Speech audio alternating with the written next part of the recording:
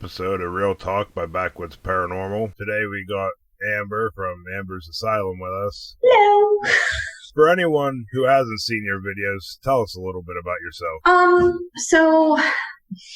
So when I was 15, I had an attachment that was pretty negative, and that's basically how I got started in the paranormal. And I spent a lot of time helping people with their attachments, and eventually the group that I was with kind of grew apart. So I was like, why don't I just go to the internet and try to help people online? And amazingly, I've been able to help quite a few people online. And that's what I do with my videos is I go to haunted places and I just prove that there are things out there that we don't know or we don't understand. And that's the main goal, is to just help people realize that they're not crazy and that there are these things out there. Did you have any interest in the paranormal before your attachment? Well, I did, but my biggest thing was actually, it wasn't ghosts, it was Bigfoot. Bigfoot was, and like some people group that together in the paranormal. My personal belief is that he's a biological creature. But anyway, my big thing was I was always researching Bigfoot. I did some ghost stuff here and there, but I was watching the programs. I was reading the books. That was my big thing. Actually, I was pretty big into the whole still am into the whole Bigfoot thing, because yeah, me too. actually, there's an area not far from where I lived that I used to go a lot. No one ever believes you, but seen them there actually quite a few times. I don't think I've ever really had an experience with Bigfoot, but honestly, I would never go searching for Bigfoot because that to me is too scary. Oh, we didn't have to go. We didn't have to go searching. He was just right there. We'd be sitting on the porch and you'd see him walking up to. Oh my gosh, that would be super scary. I think I would just have a heart attack. If I seen Bigfoot, that would be the end of me. Well, the first time I see it, I was like, didn't really know what to say. And yeah. Then they're like, oh, no, that happens all the time. I was like, oh, okay, then if you say so. But see, I always heard people relating Bigfoot mainly to, extraterrestrials. Yeah. On the trail cam they'd have all kinds of, these weird things you couldn't explain that would resemble extraterrestrials, and on the same day as, oh, yeah, we've seen a Bigfoot walking through there. Oh, that's really crazy. Yeah, I've heard stuff like that, too. Hey, what's the most profound evidence you've found from doing an investigation yourself? Okay, so the most profound evidence, I'd say, without any background information or any story to tie it to, I'd say the most compelling thing I've ever found was we went to Moundsville Penitentiary, which is a West Virginia pen, and it's really, really old. And anyway, so it's a prison. We were there. Me and my film girl were there, and we're walking, and this whole time that I'm there, I kept feeling like something was going to jump out at me and hit me. It kind of felt like the prison was still active, there were still people in there, and you had to watch your back, which is really weird. But I end up walking through this doorway, and I flinch. You can see me flinch in the video, and I flinched and I went, oh my God, I really thought somebody was going to hit me, but there's nobody around me. It's just us two. And I went and I went and listened to my EVP session, and I actually caught a voice right when I flinched that said, hit her. And I think that, together without any background information, is probably the most profound thing that I've ever gotten. To feel something and react to it with my body without knowing that I had caught something, and having gone over it and listening to somebody blatantly say, hit her, and me reacting to it, I think that's just amazing. I'm actually in the process of going through some video and audio evidence a friend got when he just went down there. Okay. Did you have any technical difficulties with any of your equipment down there? I do feel hold on. I went quite a few months ago, but I do feel like maybe I did. I think I was having camera issues. Battery issues was another thing. My light would constantly not work, or I think at one point we had gone outside and the battery got drained because it was really cold, and I came back inside and it went from being 50% all the way up to 100. And I was talking to the tour guide, and the tour guide said that at times, if it likes you, it'll charge your stuff for you. So I did experience kind of a couple battery issues, and I think my spirit box was acting up. It would get really loud, or it would get really quiet. It wasn't acting normal. Actually, he borrowed my equipment, so the equipment he had, I know inside and out right. what it does and everything. And he's like, there's 30 audio files. Oh, okay. But every single one of them are nothing but static. Oh no. Well, I went through, I showed him how to hook everything up, and because I use an external mic on my voice recorder just for Right. because it captures better and it's easier if you hold it on one of the pistol grips that turn into a tripod. Yeah. That way you can cause I like to just set it down and let mine down. And yeah, I went through all them audios and it's just all static. But the one you can faintly hear what sounds like someone's ring or something bumping against the grip. Oh, okay. But other than that, it's just static overload. Oh my gosh, that's so disappointing. I hate when stuff like that happens. I mean, it's disappointing to a point, but watching the video, I verified he had the recorder. It was recording, Right. Everything was hooked up. That kind of just led to. Right. Well, I've been to a couple places where, like I'll get audio interference and maybe it'll cut out for like a minute or two, but I've never had anything where like it cut out for the whole time. So that is really interesting. Yeah. Then he also was saying about he went into one area, the camera quit working, so he thought the battery was dead. But I use the batteries for the camera as a backup source. I have a bigger battery pack that I use for the main source just because running the lights and everything, it lasts longer. But he says, like, that went completely dead. And I was like, well, it shouldn't because I charged it right before you took it, and that'll last for months holding it charged. Right. He's like, no, it shut off. So he's like, I switched it out for my battery pack, but it wouldn't work. And as soon as we left that area, he said the camera turned right back on all on its own. Oh my gosh. Yeah, I've been to a couple places where like the camera will do that. I think Twin City Opera House did that for me. When we were on the stage, the battery kind of like the camera just turned off and then you could hear it like just turn back on. It was really weird. Yeah, I've never had that happen with that camera, but yeah.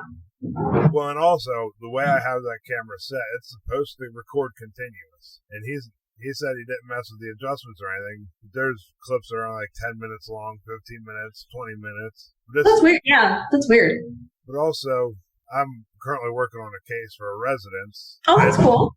And the same thing happens there with the camera. At every 30-minute mark, it'll stop recording, which 30 minutes is a setting on there. So I went into the settings to see if it would stop recording. Yeah. No, it's set on continuous record. So that's weird. Now, you said about your attachment.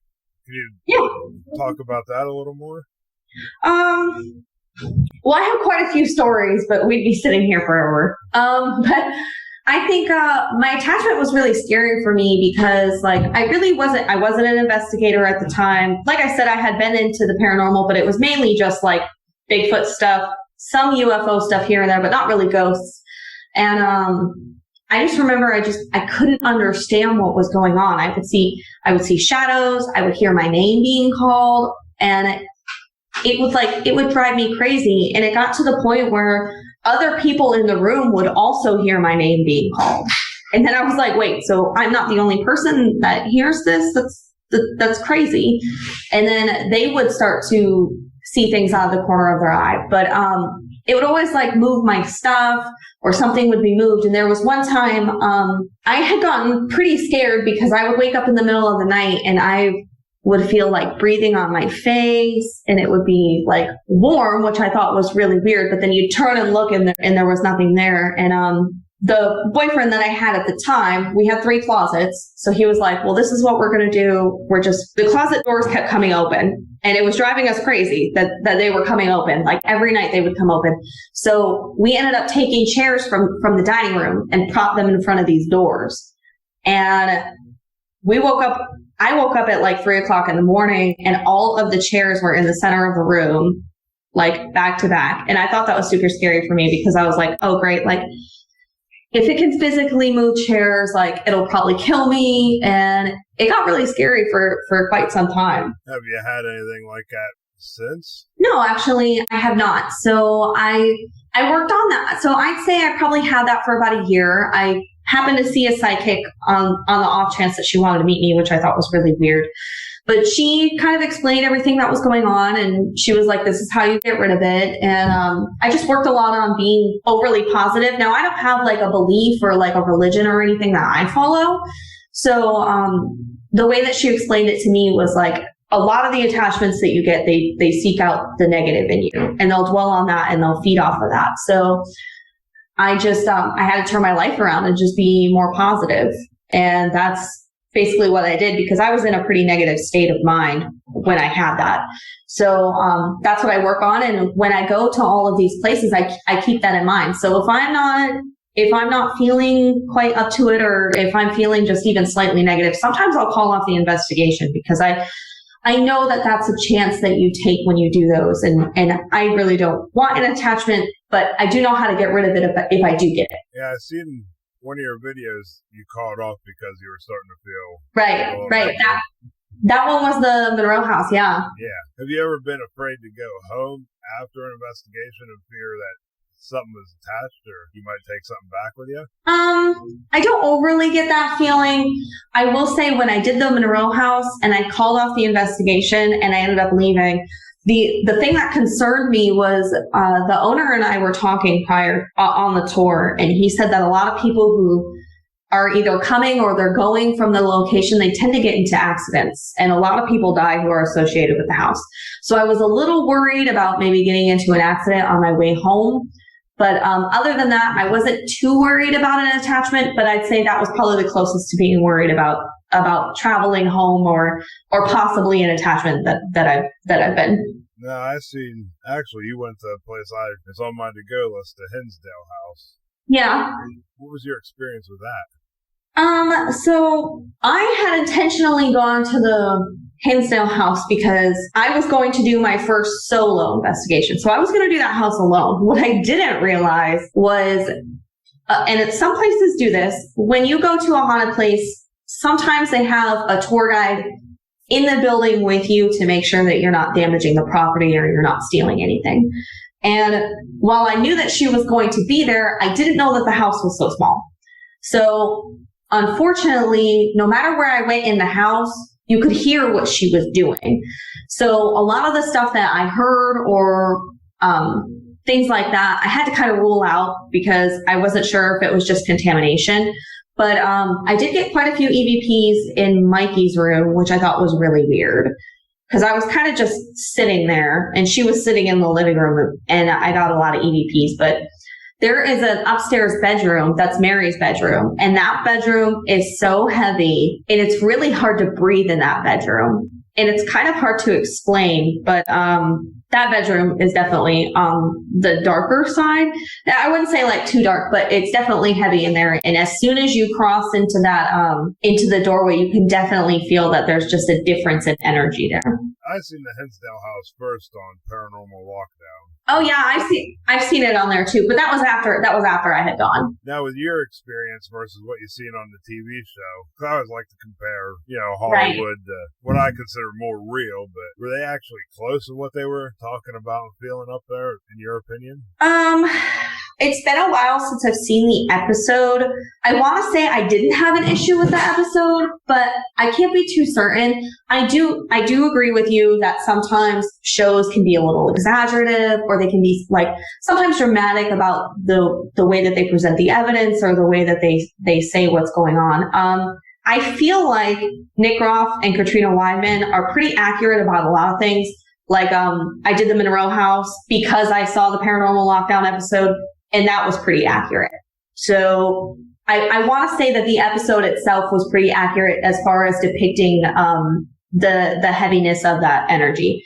And I do realize that, if I go to a location, there's no guarantee that I'm going to get activity. But like, let's say if you go the next day, you could have stuff up and down and me not get anything. So I do realize that could be part of that as well.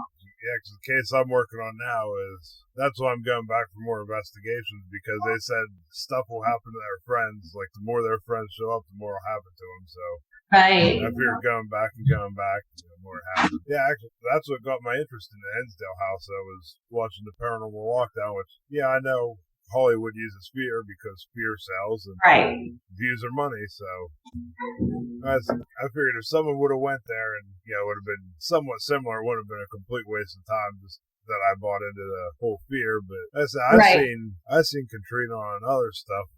Was it Paranormal State she was on in college?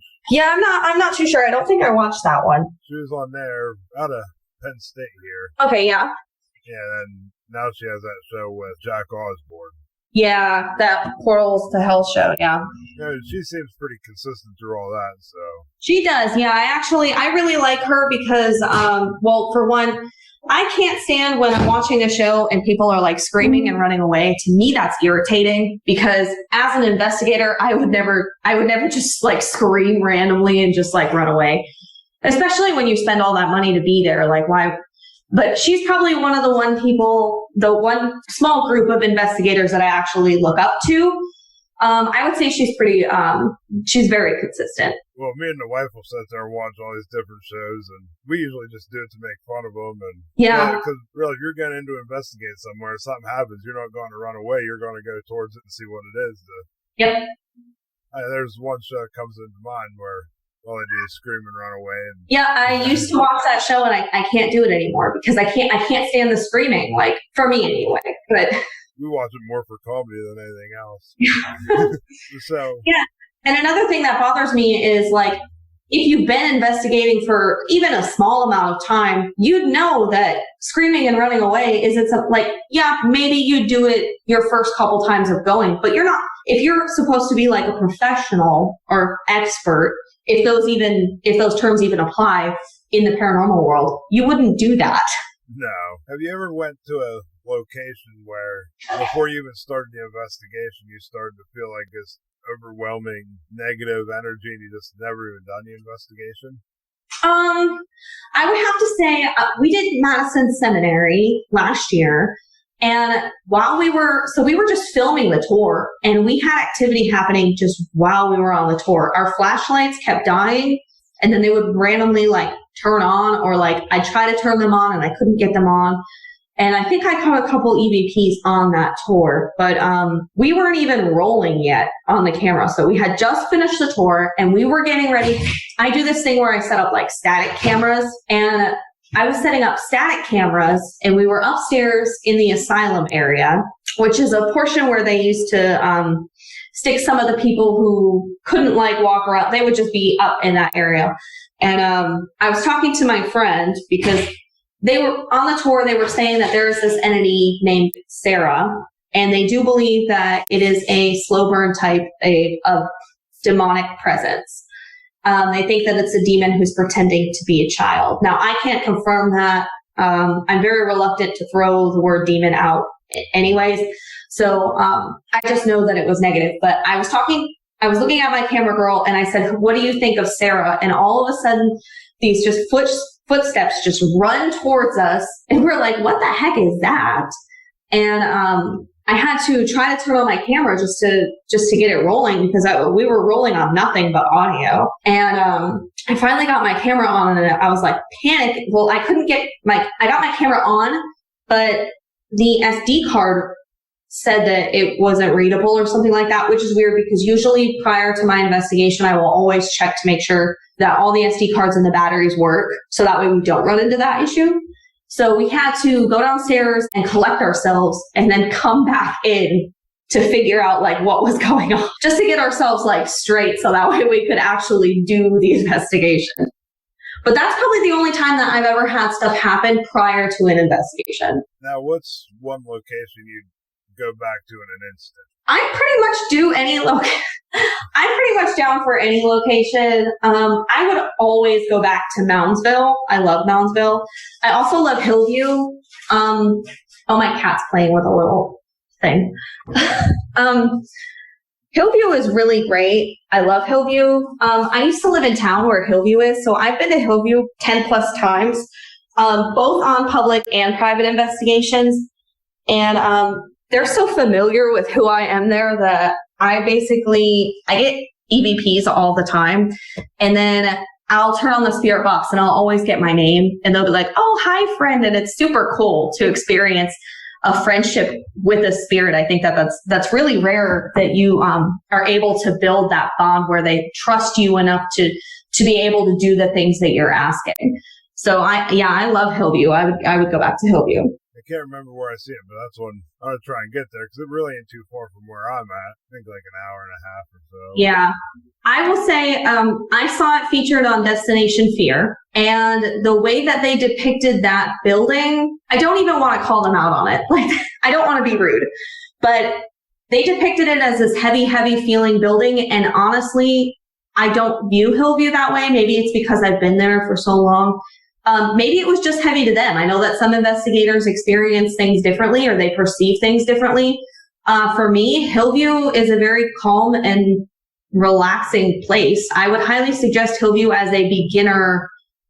If you're going on your first investigation, I would suggest going to Hillview because it's so calm and it's very easy to get evidence. Okay, here's an out-of-the-box question. Sure. Do you think when it comes to paranormal activity that there could be a tie to like interdimensional, like something, a dimension we don't see, but there's like a thin veil there, and actually what we're thinking is ghost evidence is actually like a thin veil and they're actually like living people in a different dimension? Right. I've definitely thought about that theory on quite a few occasions. What is that? I think there is a theory. What is that called? I don't know. It's like a time loop theory, but I know stone tape theory is kind of like that, but it's not that specifically. But I definitely have thought about like a possible different dimension and then just like coincidences. But I feel like there are too many coincidences or there's too many things that line up that would maybe like kind of throw that theory out. Like that theory could apply with like residual hauntings and things like that, because a lot of the times they don't know that they're dead, or they're stuck in their like time loop, basically. Like they're stuck in their time with their tragic event, or at least that's the way that most investigators perceive residual energy. But I'd say with things like intelligent energy or poltergeist activity, those kinds of things are typically really smart, and they will directly respond to your question. So if the whole time theory kind of thing is true, that would kind of make me question that a little bit.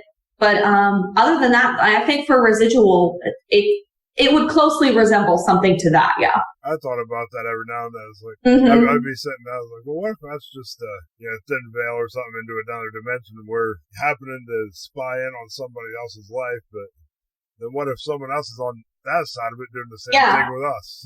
And they're thinking that we're a ghost, yeah. There's so many theories surrounding the paranormal. That's why it's interesting to talk to even different investigators and stuff.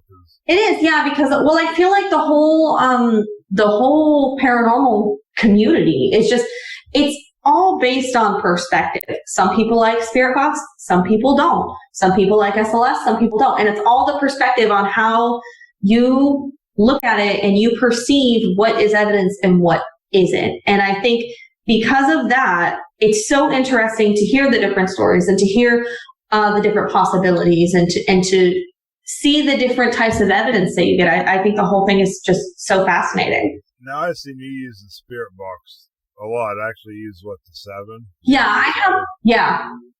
When you use that, how do you run it? So I usually take the sweep and I do it reverse. Now, I've heard that if you go in reverse, you can't pick up radio stations, but from experience, I know that that's not true. I pick up radio stations quite frequently when I'm in reverse. I'll take the sweep rate down to, I think, 200. Some people use it on 100. I feel like that's a bit slow.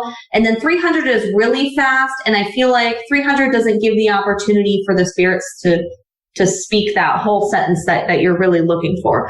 It is possible to get that though, but I think I feel comfortable at 200. That's where I use it because it's long enough to where if it's a radio station, you can recognize that if it's a radio station. Now, when you're using that, aside from the camera and audio, do you have a recorder running at the same time just to try and... I do, yeah. Yeah, so whenever I'm on investigation, from the time I step into the building to the time I leave, I run an audio recorder because a lot of the times when you get EVPs, you won't even be asking questions. You'll just have it could just be me and you having a regular conversation like this.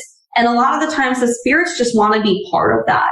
So they'll chime in and they'll make comments. And if you're not running your EVP recorder, you would never know that. That was just like the case I'm working on now. The first time I was there, I got some EVP audio. We were asking questions, trying to communicate, but it's like they weren't hearing us and they were trying to communicate with us. Right. We were having two separate conversations. So I kept getting a female voice. One time it said, "What are you doing here?" In their attic, they have this old suitcase from around the early 1800s. Okay. I opened it up, and on the recorder you can hear when I opened it up, the lid slipped out of my hand and smacked on the floor of the attic. Okay. And right after that, the same female voice came on and said, "Why'd you do that?" Oh, and there's another one that said, "You walked in front of me." Oh, that's cool. Because I was walking through the attic because the person that was with me said they could sense someone back in the corner, which is back where that case was. So I walked back there trying to get something. And right before I started messing with that case, it says, "You walked in front of me." And then I opened the case, the lid slammed, and I said, "Why'd you do that?" So there's there's three or four audios of the same female. Yeah. But every question we asked, we could not get a response to. Yeah, sometimes they just don't want to answer your questions. They don't have time for that, or they don't have the energy for that. It would just depend. But that's really cool. I know when I went to Fairfield County Infirmary, we were just doing the tour, and I have this ungodly bright light that we use, and I picked up an EVP because I was running the audio, and it said light's too bright, and I was like, "Oh, I'm so sorry." That's like the light on my camera. It's strange how the communication comes through, in my opinion. Mm-hmm. Now, what other devices do you use other than camera and voice recorder? Do you use any of the other triggers or anything that was really made popular by TV, I'd say? I have a couple other things. So I have an SLS camera that I use on occasions. Now, the issue that I have with the SLS camera is when you purchase the SLS camera, the manufacturer sends a warning over, and it's like a little note. And it basically says that there is a defect with the Xbox Connect. So it's not on their end, it's on the Xbox end. So they can't fix it. And they said that whenever you look at chairs, it will detect a spirit in a chair. Now, I have an issue with TV shows because they always point it at chairs and they say that it's something, but they don't throw that out there. They don't let you know that's an issue. So I'll pick up things in chairs, but I'll always remind people that there's a note that says that chairs don't count. So I have an SLS that I use. I don't always use it because it's so heavy, and the battery life on it isn't that great. So I have that, and then I have a full spectrum camera, which I use quite frequently. I use those typically for my static cameras. I actually just bought. It's kind of like the paranormal music box that you see on Ghost Adventures, but it's not the fancy version. I guess the fancy version is made out of this nice type of wood, and it's really expensive. It's like $800. So I bought this one for probably about $2 something, and it's a plastic one. And we just used it in the Poasttown Elementary School episode, and we got some stuff with it. So I thought that was really cool that we had that. I also have a small REM Master that we used in that episode, and we did get some stuff when we were talking about teachers with that. I have a laser grid, but I haven't really used that recently. But I'm the type of person that I love SLS camera, or not SLS. I like simple EVP because it's hard. A lot of these equipment that you see like on shows and things like that can be semi-disputed. You can chalk it up to, like you're hearing things or like radio waves or different things like that. But when you're alone in a building and I'm a female and I know that I'm not making a noise and I ask a question and a male comes through, that to me is proof. You can't dispute that. Yeah, we have the SB7, but I never really used it. But in the area you get a lot of radio interference, so it's usually just useless to use it, I think. Yeah. Well, we had an SB7 when we took it to, I did the Cleveland Death Car, which is a train car that had, it collided with another car and it ended up hitting itself against the steam engine, and all the steam came in and everybody died, unfortunately. But I used it there, and we were in Cleveland, and we had so much radio interference, I had to turn it off because I couldn't even. So I am kind of on the prowl to find something different. I have tried Phasmabox, and I thought that was really cool. We tried that in the Poasttown Elementary School episode, and I really liked that. But I'm not really a fan of the Necrophonic app, only because I know that some of the apps, like they discontinued making the Ovilus that you see like on TV shows because they couldn't prove that it was paranormal. They couldn't prove how it worked, so they stopped making those. Which is, I really liked that device, or at least watching everybody use it. I've never had the chance to use it, but I know that they make some phone apps for like the Ovilus and things like that. But I'm just not a fan of phone apps. But Phasmobox, you can't download it on a phone; it has to be on a computer. So I'm not sure if that hurts its credit or helps it. But a lot of people that I've talked to have actually, they really, really enjoy the Phasmobox, and it does seem pretty credible. So. Well, you said about phone apps. Let's see what TikTok made that one famous was GhostTube. Oh my gosh, I can't. That thing blew up. Everybody always talks about GhostTube, but I'm like, the real SLS has so many glitches in it, and the only time that I really consider SLS to be credible is if I'm asking it to do something and it's doing what I'm asking. So if I ask it to like raise its right hand and it does that, then I might ask it to stick its leg out or to do a jumping jack or something like that. And if it does it, then I'll consider it credible. But if it just pops up as a small stick figure and goes away, I don't count that. And whenever you look at TikTok, you see those videos where it'll just pop up real quick and then go away. And I'm like, please, that's not, I understand that you're excited, but I don't view that as credible evidence. The issue I have with the GhostTube DSLS version, the actual SLS runs off LiDAR, which the only phones capable of LiDAR are the newest iPhone, which was released after the app was made. So I don't know. Yeah, so you're like, how is this app even working then? Yeah, well, I read into it and they said, well, if you have two cameras, it uses that for a 3D map. And I'm sitting there thinking, well, yeah, you can 3D map objects with that, but you can't get that bounce back from the LiDAR like you do. That camera don't have a bounce back to kind of like sonar, for mapping. Yeah. But, well, that's how I feel about most apps that you download is your phone wasn't built to do those things. So how does it do it? Well, I will say the GhostTube, the regular one where you have your magnetometer, their version of Ovilus, and something else. There's 3 on there. I can't remember what it is. But we were just messing around with that the one day, and all his names come through. I said, oh, yeah, they're just pre-programmed. And it started saying all this random stuff. I was like, oh, it's just pre-programmed. Well, I started looking into the history of the house, and actually every name that came up on there had a tie to the house in some way. Oh, that's really cool. Because from the time the house was built in 1853 until the landlord I had at the time bought it in 2013, the same family had it that whole time. Okay.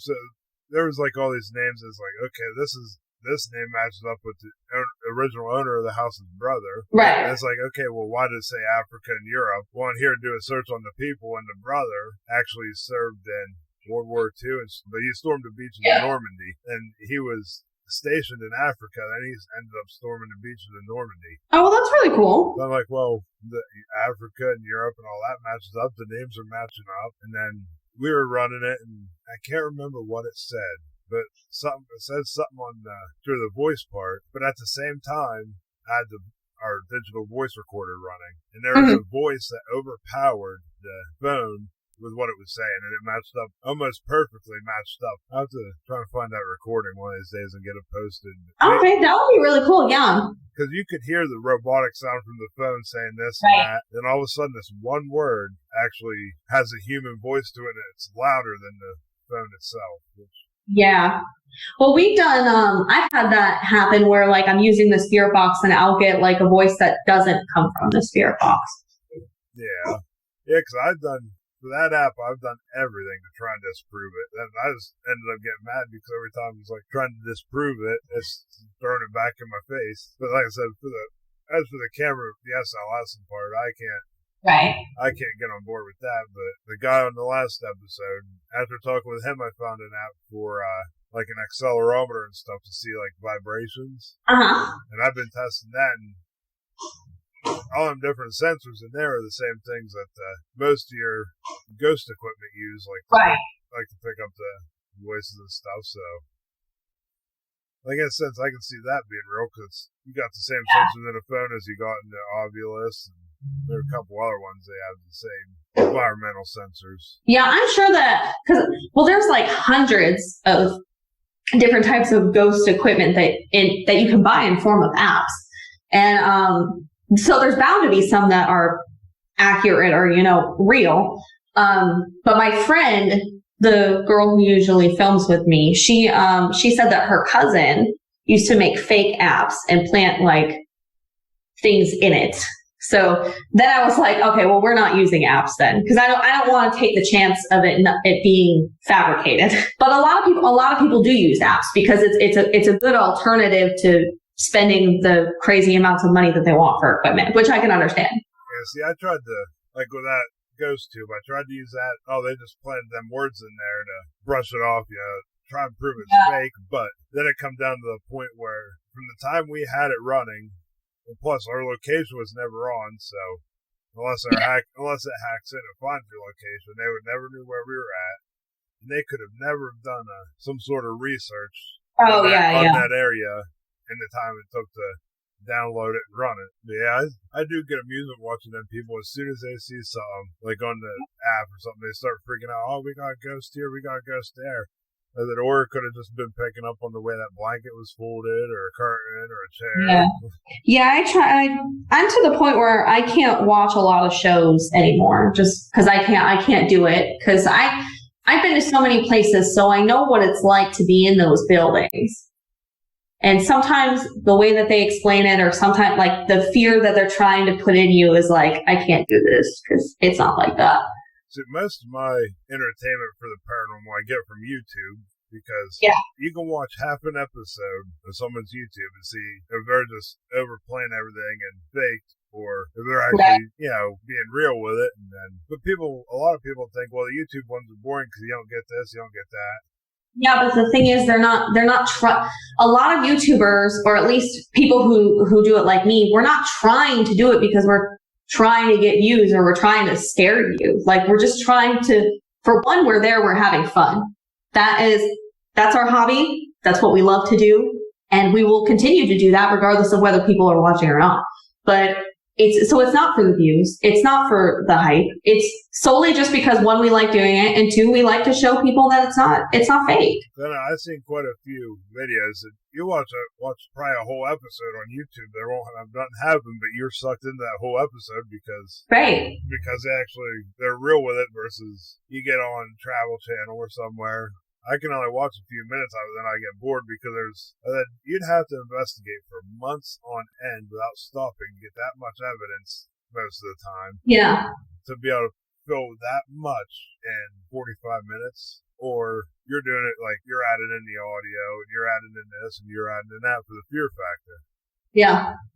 Well, like, I'll say when I do locations, so I do one night overnights. They're all private. I never film public. So sometimes it's me and a camera girl and then one other person in the building, depending on how the building operates. And then sometimes it's just me, because sometimes they'll leave and they'll trust me to be in the building by myself. And, usually, I kind of have scheduling conflicts because my boyfriend works 12-hour shifts and we have kids, so I have to be home by a certain time. So depending on how far away the building is, I can be there for anywhere from 4 hours to 8 hours. And in a single night, I think let's say like a good night, I'll have like 10 minutes of video evidence to show you. And that's all I got of evidence. And then the rest will be like tour guide stuff.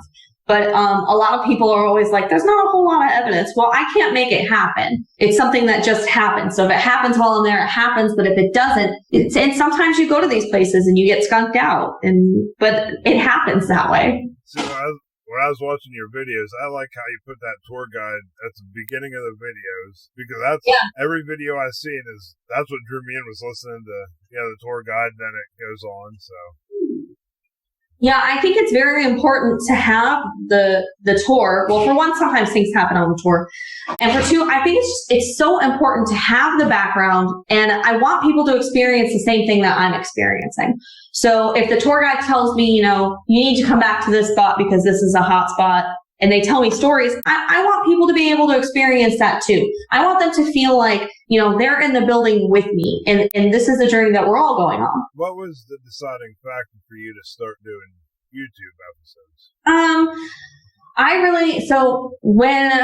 After I had done all of the attachment stuff, and I actually didn't work with equipment when I had done the attachment stuff. I worked solely with my body, and I worked on vibration sensitivity and things like that. And I had met a friend. So my film girl is a friend that I had met from work, and we were talking, and she was like, "Oh, do you want to go to Hillview with me?" And I was like, "Oh yeah, I've always wanted to go, but I've never gone," because at that point I had only done residential homes. I had never done big, public, well-known haunted places. And my mom, so I had moved to that town, and my mom constantly was on me. She was like, she loves Ghost Adventures. And she's like, "Ghost Adventures went to Hillview, you should go." And she would always remind me that they went. So I was like, yeah, let's go. And I had such a fun time. And I caught a couple things, and I just thought it was so amazing to go somewhere that's supposedly haunted and catch things. And it was such a thrill for me to actually use equipment. And I posted it on my Instagram, and I'm like, oh my God, these people are going to make fun of me. But it's okay, because I'm so excited. I just want to share with people. And the paranormal community was so welcoming. They were so nice and so positive about everything that I had posted. And I was like, you know what? Because they kept asking for more videos. They're like, go again. When are you going? And everybody kept asking, do you have a YouTube? Do you have a YouTube? And I'm like, no, I don't have a YouTube. I just kind of do this for fun.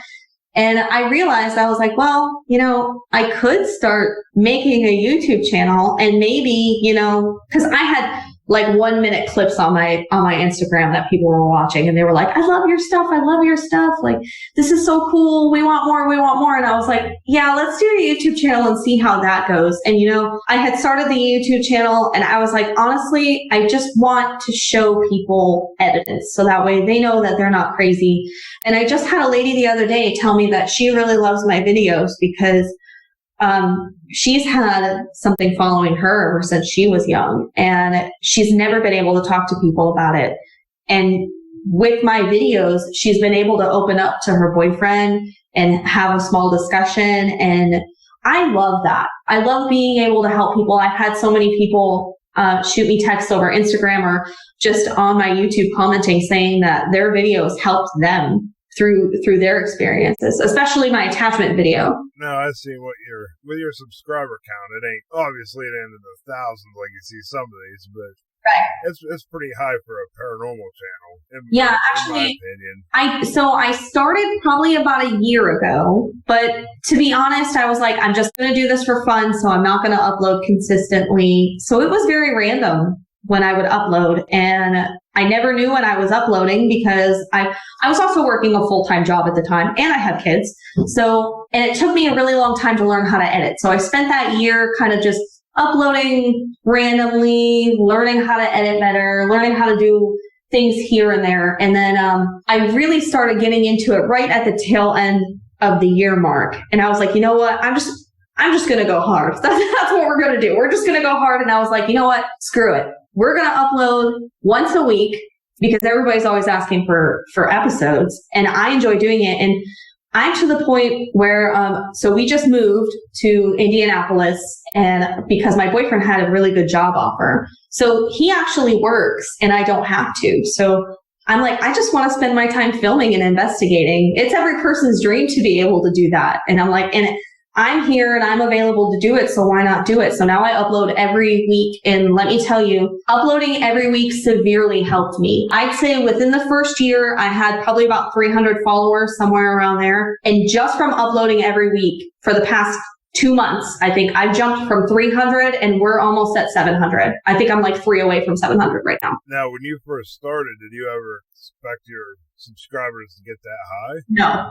No, no, because I was like, I'm just going to do this for fun, regardless of whether people follow it or not. And hopefully it can help some people. And the more people that started following, I was like, oh, dang, we can help a lot of people. And that's when I was like, you know what, let's open up about the whole attachment thing and let's see where that goes. And lately I've been doing testing, like I did a Ouija board test and I did a haunted doll test, and people really enjoy that too, because I think sometimes there are just some misconceptions about the paranormal, because like if you're just entering the paranormal, or maybe you don't know about the paranormal, or maybe you don't do stuff like that, you hear about certain things. And I like testing the knowledge that people pass down. Like, you know, you hear all the time, Ouija boards are haunted, don't touch Ouija boards, you can get an attachment, or the devil will come through and talk to you, or things like that. And I'm like, why do they say that? So I'm the type of person that likes to test that to see what happens, rather than just going, oh, okay, I won't touch it. No, I didn't get a chance to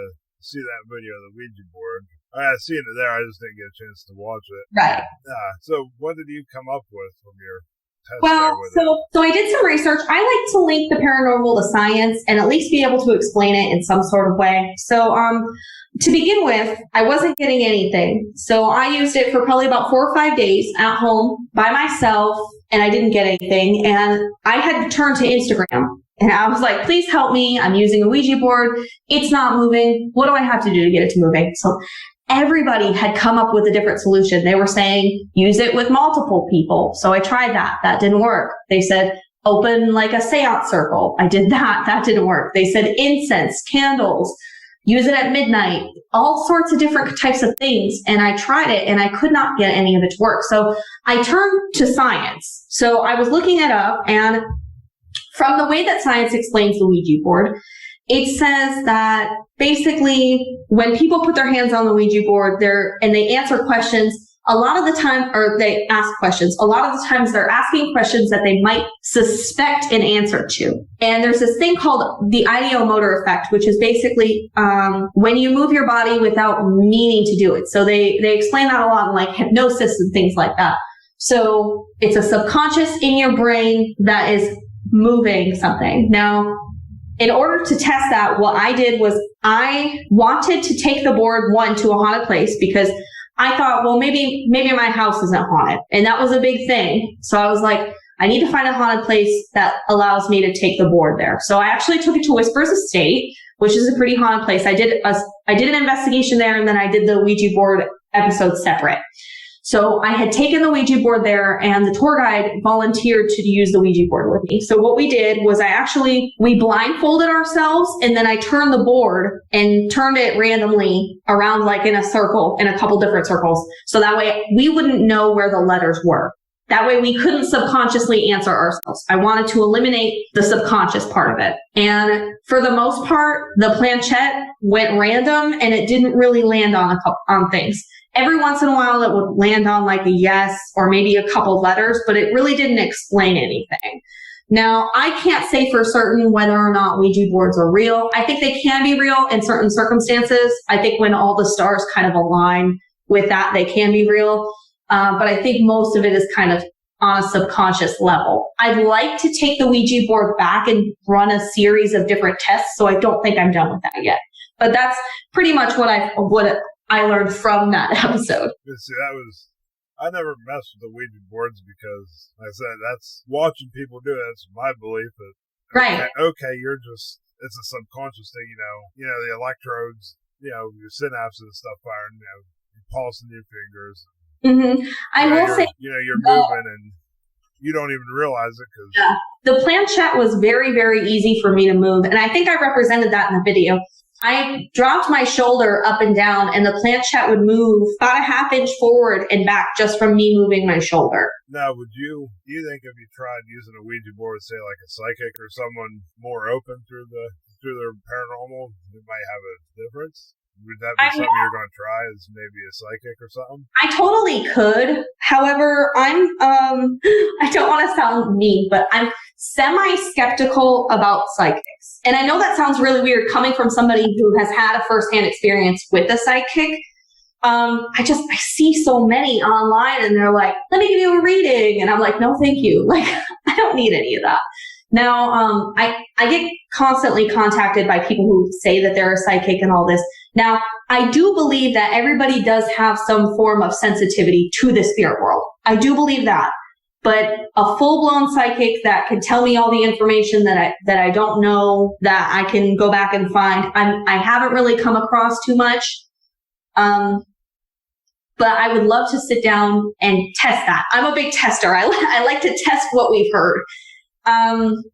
I think the Ouija board, just in general, is supposed to be used as a tool that helps you perceive things or to make you feel better about what the knowledge that you have. Kind of like tarot cards. Well, see, I feel the same way about psychics, and it's weird for me to say I'm skeptical of psychics, because what actually got my interest in the paranormal was from an early age. I think I was actually probably about 11 or 12 years old. Mm-hmm. That's when I started, my brain started processing, and I figured out an empathic medium, not psychic, just can feel the different energies and stuff. And that's what kept my interest in it. But like I said, when it comes to psychics, I'm extremely skeptical. You got to do something profound in order for me to believe what you can do. I'm a little reluctant, and a lot of these TVs don't, the TV shows don't help me either, because who's to say that you didn't bring that psychic in, give them all the information, and then now they just repeat it back to the camera? There's so many things that goes on behind the scenes when they do stuff like that. I'm not saying that they do it, but I'm saying that could happen, and you never know. Well, it probably don't help any. Look at that one, Long Island Medium got canceled because they were proved as fraud. And then that one book author with Sylvia something, she got proven to be a fraud. And even you go back to a lot of people, whenever you mention psychics, their argument that they're not real is, well, look at Harry Houdini. He disproved psychics all the way back then by doing magic illusions. Yeah. He was able to do the same thing that all these psychics claimed, and he wasn't one. He was just a magician. Well, the big thing was when he died, or right before he died, he told his wife, here is a secret word, basically. And if you go see a psychic and they say the secret word, then you'll know that it's me. And nobody has been able to come up with the secret word, as far as I know of. But, and I know that was a big thing that disproved psychics too. Yeah. I'm not saying that it can't be real. I'm just saying that I'm just a little bit on the skeptical side for that. I'll be open-minded. If you say you're psychic, I'd put you to the test. I'd run you through the ringers to see if you come back with something that's pretty in your face that you picked up from, then I'd believe it. But if you start spouting off generalizations of what you typically see from them, because typically it's just generalizations, and people unwillingly give them the answers and they feed them back to you. Yeah, especially in those big groups where they do a big, I don't know, like a big thing where they have them in the bleachers and they're up on stage and they're like, oh, I'm getting stuff from an M, and people respond to that. Yeah, when you have 200 people in the crowd, there's going to be somebody. Yeah. So, aside from your attachment, you never done any work with a psychic on an investigation or anything like that? No. Actually, the only reason why I believed that psychic was because I had never told anybody about the story of me waking up and somebody breathing on my face. And she actually lived across the street. So she had asked to talk to me, and I had come over and talked to her, and she's like, I know that you're having issues. And she kind of explained a little bit to me, and I was like, oh, whatever. Somebody in the house had to have told her about me hearing my name being called and things like that. And then she told me that story, and I was like, I never told anybody that story. So I was like, that's a little weird. And she said, I know that you don't believe me, but I can prove it to you. And I said, okay. And she said, I want you to stand in the hallway, and I will ask the entity to present itself, and I'll take a picture of it. And I was like, okay. So this was back, I'd say probably 2008. And she had a flip phone. Now, I don't know if flip phones had the capability of having the apps that have the ghost thingies in it or not. I don't remember. But anyway, she takes this photo of me and she shows it to me. And there is a guy standing next to me, and it's just an outline of a guy. It's all red. It's a guy who's really tall, and he's wearing a top hat. And I thought that was the craziest thing that I had ever seen. And I was like, ma'am, I believe you. That is nuts. He was standing in front of me, so his shoulder actually went over my shoulder and blocked my shoulder out, because it was red and pixelated. So everything behind him was red. You couldn't see any details. You couldn't see any details on the face. It was just the outline. And I thought that was the craziest thing ever. And that scared me a lot. But I've actually talked to quite a few different people about my attachment. And a lot of people say that they think it's the Top Hat Man, which I don't know too much about the Top Hat Man, but evidently a lot of people have experienced it. So I just thought that was really cool. That there's no way that she would have known that at the time to be able to crop or make this picture. She took the picture and literally said, it's right there, and turned it around and showed it to me. There was no time in between. It's not like she went and got on her computer. It was right after she took that picture. And I thought that was really crazy. I never heard the story of the Top Hat Man. Yeah, it's, I don't, like I said, I don't really know too much about it, but it's a very vast thing. A lot of people who are younger say they've experienced it. Well, even some older people too, but usually it happens to younger people. So a lot of the times it's children or people in their teens, and they will see a figure of a man with a top hat who watches them while they sleep. And they say it's associated with a lot of negative feelings and things like that. Typically people, from what I heard, only experience him once. They usually only see him once, and it kind of goes away, and it's something that they have for maybe like a month or something like that. But my experience with my attachment was for a year. And the only thing that kind of makes me a little bit leery about the whole top hat theory is when I talked to the psychic, she told me that the previous owners of the home, which I don't know if this is true or not, I never looked up the information. She said that there was a couple. They were an elderly couple who lived in the home. And I guess the female was cheating on the male, and the male caught the female, and he ended up shooting the guy that she was with, and he ended up pushing her down the stairs, and he killed her. And then he ended up committing suicide. So, like, I don't think my attachment was demonic. I think it was just that negative spirit that was kind of trapped and was like angry. I think that's what it was. So I'm not really sure if it's the Top Hat Man or not, but there are some similarities, but I'm a little reluctant on the whole Top Hat Man thing of it being the Top Hat Man. But, I just thought it was really cool about the theory on it. So I asked that because years ago I had an experience with you could say a top hat person. I was driving down the road. And probably say about 100 yards off, I could see something standing alongside the road. As I got closer, I could see there was a man wearing a trench coat with like a wide brim hat. You couldn't see no facial features. It was just a black trench coat, wide brim hat. And I probably got about 10 to 15 yards away from him. Granted, high beams are on, so I could see clearly. And then just vanished. He went from standing along the white line of the road to just gone by then 10 or 15 yards. Yeah. And then actually, the case I'm working on, the one claim is a man in a wide brim hat, trench coat with red eyes. Right. Yeah. And actually, from where I've seen that to where these people are is, I mean, it's not close, but I'd say about a 20-minute drive in between the two places. So I said, wonder if it's like something with that land in that area or. Yeah. Well, I think from explanations, it's all consistent. It's the wide brim hat with the trench coat, because I do believe the picture that she had a trench coat. I'm pretty sure, the more that I think about it. And I actually didn't know anything about the Top Hat Man. And I met somebody when I was on a Hillview investigation, and they were part of the team, and they were talking to me because the guy had experienced the Top Hat Man twice. And he explained it as the same thing. And from my understanding, the Top Hat Man has been seen like all over the world, not just in like specific areas. Right. You're gonna have to look it up. Yeah, I thought it was pretty cool. I've never heard of the Top Hat. I mean, every once in a while I hear the claim of that. Yeah. But normally when we're talking to someone, they have a haunting or something, they're really afraid. It always goes something similar to that. Right. But then again, from my beliefs is, if you're that afraid of something going on, the way your mind processes it. It could be something innocent, like haunting your house, but you're so afraid of it. Your mind processes it as something really scary, as like a defense mechanism for you to stay away. Don't mess over there, you know.